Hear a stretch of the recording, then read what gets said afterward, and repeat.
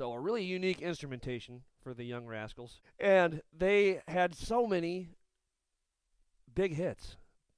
In fact, one of their very first big commercial successes was a little song called Good Lovin', which I bet some of you out there might know.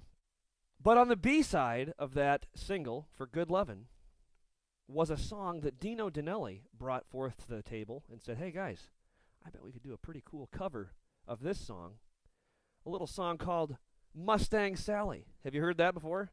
You're probably thinking of Wilson Pickett, right? And that's probably the most iconic rendition of Mustang Sally that there is. However, the Rascals did it first, or the Young Rascals. And I like the Young Rascals version even better. Maybe it's just because I love Dino Danelli, but I think there's just a really cool swagger, and it's that unique instrumentation of the band. You'll see what I mean. So, the popularity of Good Lovin', coupled with Mustang Sally, again, being on the back side of that single, is really what brought the song Mustang Sally to the eyes and ears of Wilson Pickett, right? So we got to thank the Young Rascals and Dino for that.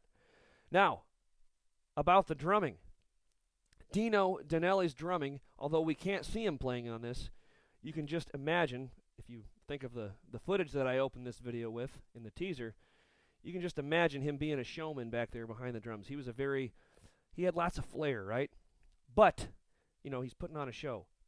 But his drumming was still very tasteful, and he played for the song, and it grooved, right? In this specific version of Mustang Sally, I want us to listen for just two things today.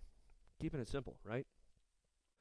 We're going to be listening for Dino's swagger-infused groove, right? This is a pretty simple groove throughout this whole song. It's actually one of the more simple ones that we've covered on this show. But it's got swagger to it. You can just imagine him laying this down back there behind the drums.